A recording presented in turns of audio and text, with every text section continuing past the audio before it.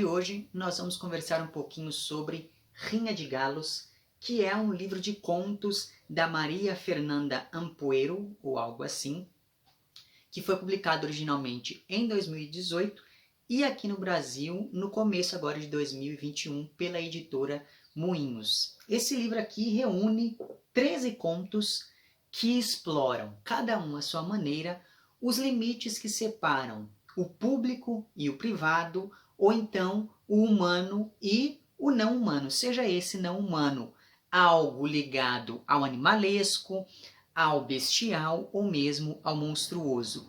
E geralmente o elemento que aproxima nos contos esses contrários, né, o público e o privado, o humano e o não humano, e o elemento que faz com que esses elementos não sejam mais tão contrários assim, é a violência. Exatamente por conta dessa correspondência entre o humano e o animal, pela temática da violência e por um estilo que é bastante seco e direto, não tem como não associar a escrita aqui da Maria Fernanda Ampuero à escrita da Ana Paula Maia, que, como vocês sabem, é uma das minhas autoras, é a minha autora favorita da literatura brasileira contemporânea, ainda que existam algumas diferenças muito curiosas entre o estilo dessas duas autoras. Então, por exemplo, se nas obras da Ana Paula Maia a violência organiza completamente as dinâmicas entre as personagens, de modo que todas essas personagens da autora dispõem da violência de um jeito muito cotidiano, digamos, então todo mundo pode cometer atos de violência de um jeito muito horizontal, digamos. Então, enquanto nos textos da Ana Paula Maia a violência acompanha essa dinâmica mais horizontalizada, nos contos da Maria Fernanda Ampuero, a violência é uma via de mão única porque ela se apoia em uma relação verticalizada entre as personagens, ou seja, você tem os que cometem e os que sofrem a violência, e quando aqueles que sofrem a violência tentam de alguma maneira se defender, isso acaba gerando uma reação muito mais, digamos, peremptória, muito mais enérgica, porque afinal de contas a reação da vítima desorganiza a normalidade social. Não por acaso, a protagonista, por exemplo, do primeiro conto aqui de Rinha de Galos, que inclusive é o conto que justifica o título, enfim, a protagonista desse primeiro conto, ela é chamada de monstro justamente depois que ela descobre um jeito de se defender do assédio que ela sofria desde a infância. E é curioso porque essa ideia do monstro, ela vem retrabalhada no conto seguinte, no qual duas irmãs acabam descobrindo que às vezes os monstros da vida real podem dar mais medo do que, por exemplo, os monstros que a gente vê nos filmes, que a gente vê no cinema. Então, essa diferença no tratamento da violência é algo que demarca, enfim, uma distância entre essas duas autoras. A segunda diferença entre elas é que, ao passo que a Ana Paula Maia fala sempre de homens, a Maria Fernanda, ela se interessa pela voz feminina diante de um mundo masculino. E nesse sentido, eu volto a me referir ao primeiro conto, que se passa em um lugar predominantemente masculino, que é um lugar onde acontecem rinhas de galo.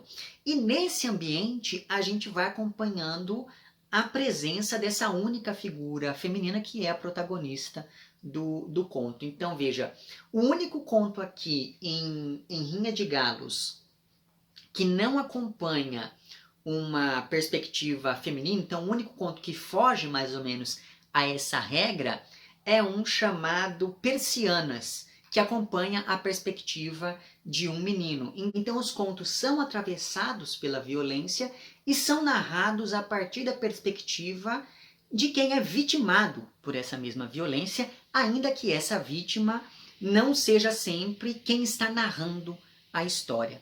E essas vítimas são principalmente mulheres, crianças e animais, como se não houvesse muita diferença ou como se as diferenças não fossem tão acentuadas assim entre esses grupos diante desse mal comum que lhes afeta, que é a violência. Exatamente por conta disso, mesmo o ambiente doméstico e familiar, que deveria ser sinônimo de proteção, de afeto, de acolhimento e etc., mesmo esse ambiente acaba sendo tão hostil quanto os ambientes externos. Então, por exemplo, voltando ao primeiro conto, que como vocês devem ter percebido, foi um dos meus contos preferidos aqui. As rinhas de galo, que acontecem ao longo dessa narrativa, são organizadas pelo pai da protagonista. Então, desde muito cedo, essa figura que deveria proteger leva a menina para um lugar no qual ela vai ser assediada. Já em outro conto, chamado Nan, que é também um outro conto, um outro ponto alto do livro, nesse conto a protagonista ela se refugia na casa de uma amiga porque pelo visto o pai dela é muito violento, muito abusivo, enfim. Então, enquanto na casa dessa protagonista ela tem de lidar com essa violência familiar, na casa da amiga existe uma lacuna em relação à figura paterna e o modo como essa lacuna é preenchida é bastante grotesco e daí eu não vou poder entrar em maiores detalhes. Então, ao ler esses contos, eu fiquei com a impressão de que a família aqui é algo sempre corrompido. E isso fica posto já em uma das epígrafes do livro. O livro tem 2 epígrafes. A primeira foi escrita pelo Fabian Casas e diz: tudo o que apodrece forma uma família. Então veja que essa epígrafe ela já aponta para essa dissolução dos laços familiares e também evoca algo que é da esfera do privado. E toda essa discussão sobre esse apodrecimento familiar, digamos, ou enfim, esse núcleo familiar corrompido, me fez lembrar bastante da literatura produzida pela Samantha Schweblin, que é uma autora contemporânea, da qual gosto bastante também. Eu fiz no ano passado um vídeo sobre Distância de Resgate, que é um romance dela. O link para esse vídeo vai estar lá embaixo. Mas enfim, então essa é a primeira epígrafe. A segunda epígrafe foi escrita pela Clarice Lispector lá no A Hora da Estrela e diz o seguinte: sou um monstro ou isso é ser uma pessoa? Então veja, essa segunda epígrafe ela já aponta para essa dificuldade de definir o que é o ser humano quando a gente olha de frente para a própria humanidade. De modo que, mesmo aquilo que é da ordem do mais íntimo, vai aparecer aqui como algo deformado, como algo corrompido. Então, essas 2 epígrafes, de certa maneira, elas se adequam muito bem ao conteúdo dos contos, porque elas já apontam para algumas das discussões que serão centrais nessas narrativas. Mas enfim, diante dessa humanidade monstruosa e diante do apodrecimento da família, as personagens aqui acabam sendo impelidas a um amadurecimento repentino e precoce, como se cada conto fosse ali um rito de passagem marcado pela violência. Não por acaso, conforme o livro vai chegando ao fim, as personagens principais de cada conto vão envelhecendo, são mulheres que vão envelhecendo cada vez mais. Então, as primeiras são quase sempre crianças ou adolescentes. Já as últimas já são mulheres casadas com a vida formada, enfim.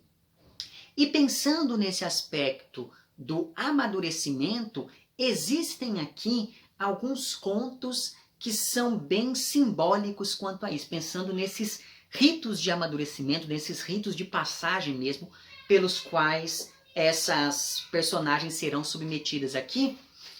Pensando nisso, existem alguns contos que me parecem significativos. Parêntese. Você vai começar a ouvir uns gritos aí de criança, porque pelo visto a vizinha chegou com os filhos, enfim. Paciência, espero que isso não interrompa muito a minha linha de raciocínio aqui, mas vamos lá. Voltando a ele, o primeiro conto do livro, ele se chama Leilão, né, é o conto que abre esse conjunto de textos, e nele a protagonista está passando por uma situação de extrema violência, mas ela se lembra que quando era criança, ela costumava ir com o pai ajudar a recolher os galos mortos depois das rinhas que esse pai organizava. Nesse ambiente, os homens passavam a mão nessa menina, beijavam ela, enfim.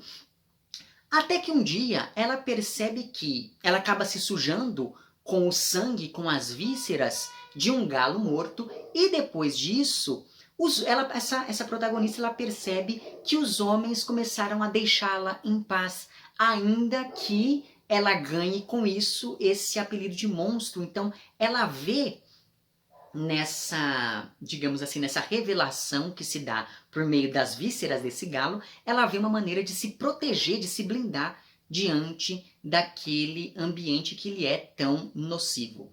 Pois bem, o segundo conto chama-se Monstros e fala de duas irmãs que gostam de filmes de terror, mas elas, enfim, assistem, mas sempre tem pesadelo, aquela coisa toda. Até que um dia uma delas menstrua, quando tem ali os seus 12 anos, e a partir desse momento, os monstros que vão povoar os pesadelos dessa menina vão ser outros, e daí não vou poder entrar em maiores detalhes também. O conto seguinte chama-se Griselda, e nele, ele é, enfim, um conto bastante interessante também, porque nele a protagonista vê o cadáver de uma vizinha que morreu de um jeito bastante violento. Então o chão estava cheio de sangue, aquela coisa toda, é uma cena bem pesada, mesmo bem forte. E essa cena, ela acontece quando a protagonista tem 12 anos e depois disso ela acaba perdendo o interesse por coisas infantis, né? Então essa cena acaba sendo importante porque demarca também essa passagem dela, digamos assim, para um estágio um pouco mais maduro da vida. E outro conto que, enfim, acaba continuando nessa mesma linha de raciocínio chama-se Crias, e nele uma menina ali de 12 anos vê um casal de hamsters na casa da vizinha comendo as próprias crias, e nesse mesmo dia em que ela vê essa cena, ela tem a sua iniciação sexual com o rapaz que morava na casa, porque a protagonista, ela mesma, acaba dizendo que ela não consegue dizer não aos homens, e isso vai ser muito importante. Eu não vou dizer exatamente como se dá essa iniciação sexual da menina, mas enfim, é muito curioso perceber o momento em que isso acontece. Então veja, nesses 4 contos que eu acabei de citar aqui, nós temos sempre meninas de 12 anos que têm a infância interrompida por algo envolvendo sangue. O sangue dos filhotinhos dos hamsters devorados pelos pais, o sangue da vizinha que a protagonista vê ali assassinada na rua, o sangue dos galos que, enfim, acabam sujando a protagonista do primeiro conto, ou o sangue da menstruação de uma das irmãs do conto chamado Monstros. Então, são ritos de passagem, porque afinal de contas elas passam de um estado infantil para um estado um pouco mais maduro, digamos assim, ou um estado que se desvencilha daquela ideia de inocência original. Mas então veja, são ritos de passagem que interrompem com violência o desenvolvimento natural dessas personagens, e essa violência acontece principalmente por conta dessa presença do sangue. Só que tudo isso é normalizado graças ao modo como essas coisas, como essa violência foi se naturalizando na sociedade. Então, para aguentar as dificuldades da vida, essas personagens têm que amadurecer de um jeito forçado e às vezes fazer como a protagonista do primeiro conto, que é ali, enfim, assumir esse lugar monstruoso, digamos, porque só assim elas conseguiriam se desvencilhar completamente desse espaço infantil marcado principalmente pela inocência. Então, para deixar esse lugar da inocência, essas personagens têm, de uma maneira ou de outra, que se tornar monstros, cada uma do seu modo, cada uma, enfim, tentando enfrentar um problema diferente. Exatamente por conta disso, os contos eles sempre apelam para o grotesco, para o degradante e para o escatológico, principalmente quando a gente pensa nas vísceras do galo morto no primeiro conto, enfim. E esse apelo ao grotesco, ao degradante e ao escatológico, ele está aqui para, digamos, assustar o leitor por meio do asqueroso. Não por acaso, porque são contos que acabam gerando algum incômodo. Então, não por acaso, temas como, por exemplo, o incesto vão aparecer em mais de um conto, de modo que, enfim, isso acaba estabelecendo paralelos curiosos e que pervertem até mesmo aquilo que poderia ser positivo. Por exemplo, as relações incestuosas entre irmãos, primos ou entre a mãe e o filho aparecem aqui como uma tentativa de proteção, como se essas pessoas quisessem ficar juntas para se proteger mutuamente dessa monstruosidade do mundo ao redor. Assim como os hamsters aqui do conto Crias, eles comem os seus filhotes, mas eles também estavam fazendo isso como uma maneira de proteger essas crias da brutalidade do mundo. Então veja que existem esses paralelos, que são paralelos orientados por uma lógica grotesca, e exatamente por conta disso eles acabam pervertendo aqueles laços familiares que a gente poderia entender como algo positivo. É a mãe que quer tomar conta do filho, é o irmão que quer proteger a irmã, é o primo que quer proteger a prima, e coisas do tipo. Mas aí tudo isso acaba sendo olhado, sendo posto em jogo por essa lógica do grotesco, por essa lógica que incomoda em alguns aspectos. Então, por um lado, nós temos essas relações familiares positivas, mas que se executam de uma maneira um pouco, digamos assim, desconfortável, né? Por outro lado, você tem essa mesma relação familiar na esfera completamente negativa. Quando a gente pensa, por exemplo, que em um dos contos o pai tem um caso com a empregada que é um ano mais velha do que a filha, e isso acaba já acendendo um sinal de alerta no leitor, como se essa filha fosse a próxima da lista ou coisa do tipo. Então veja, mesmo aquilo que é positivo na relação entre essas famílias aqui, não é tão positivo assim, ainda que uma coisa muito interessante é que esse critério de julgamento que eu estou colocando aqui, ele é meu. A narradora, a autora, ela não condena as ações desses personagens, né? Mesmo essas ações que são um pouco ortodoxas, digamos assim, como por exemplo o incesto. Pois bem,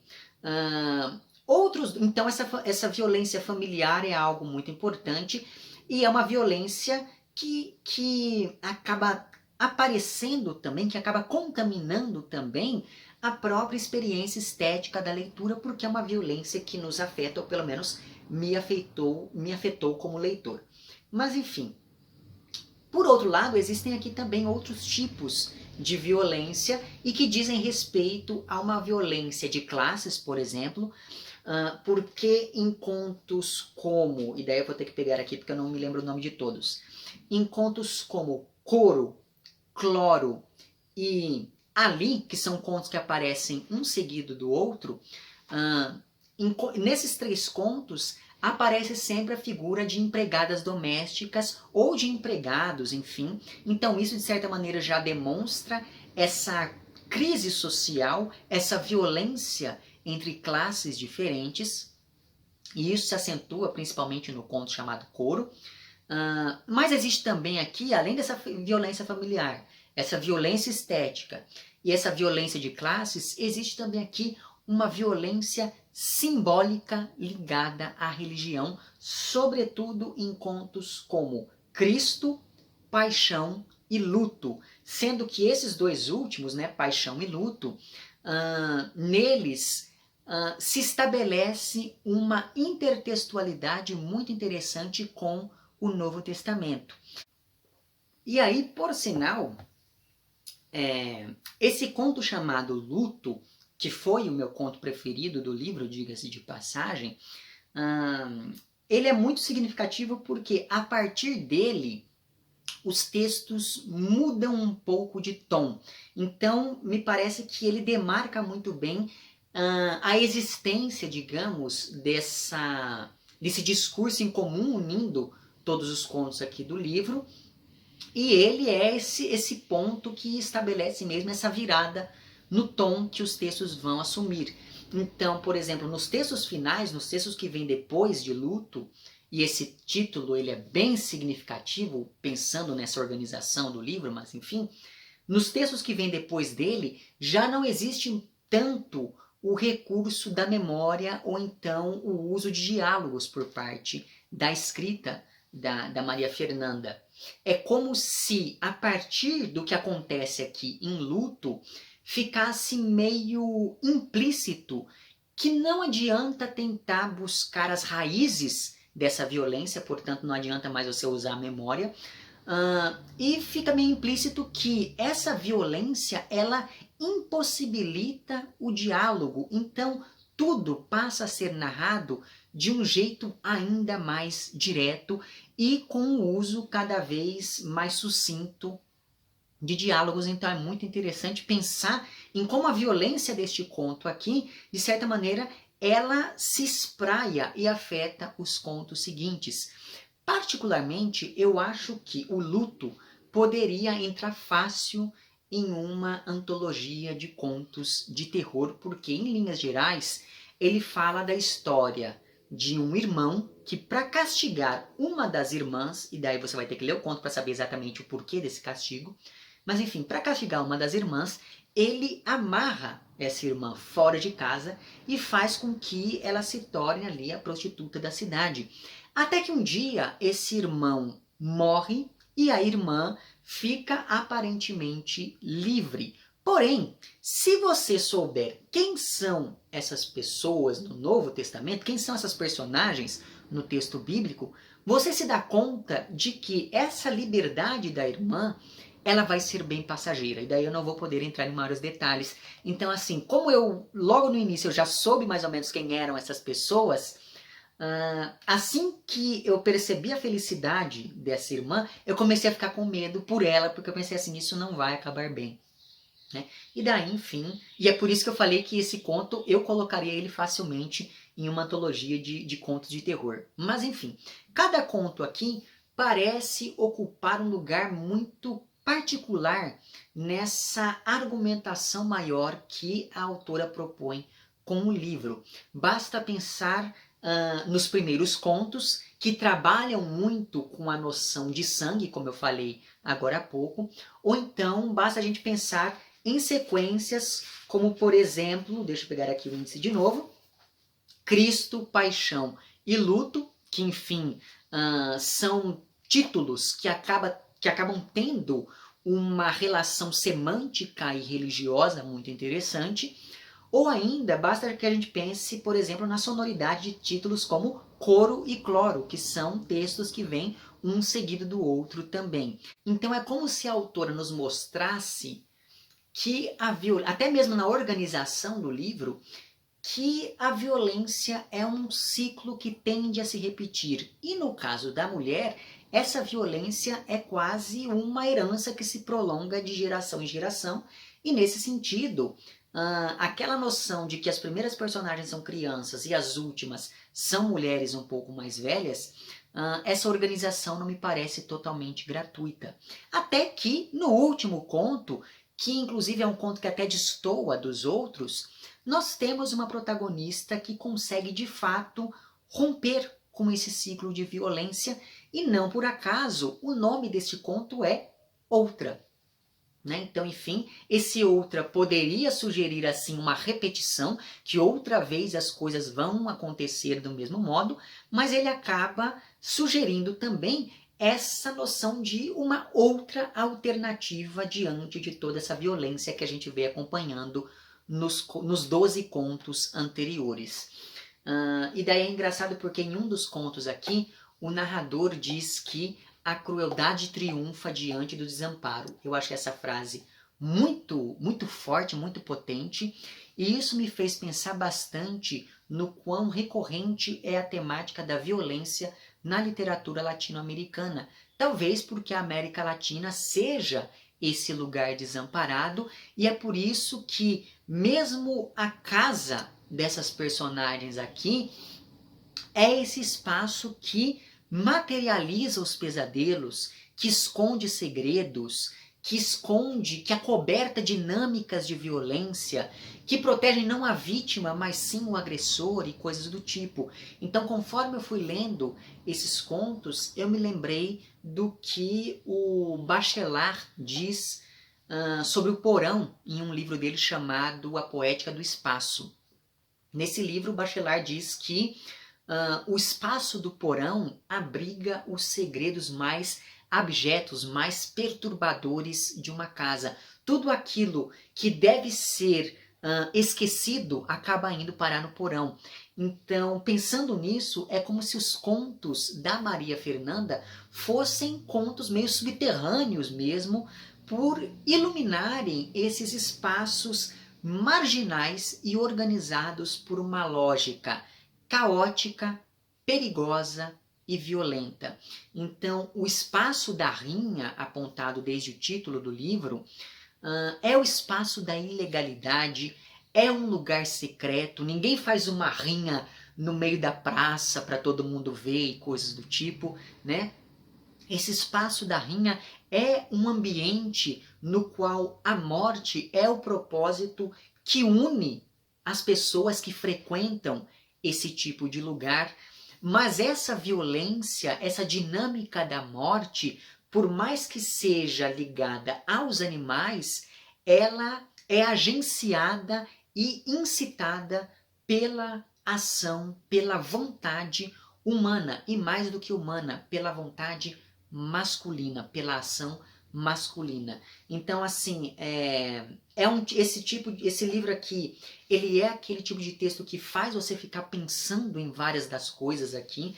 Não é um texto fácil, no sentido de que ele vai te incomodar em algumas passagens, mas ainda assim é aquele tipo de incômodo que rende bons frutos, né? Que rende boas reflexões e que, melhor do que tudo isso, rende uma boa leitura. Certamente este livro aqui entrou para minha lista de melhores leituras agora de 2021. Então, por todas essas coisas, fica a recomendação que você, enfim, dê uma chance a Maria Fernanda Ampuero. Certo? É isso então. Vemo-nos nos próximos vídeos e um amplexo.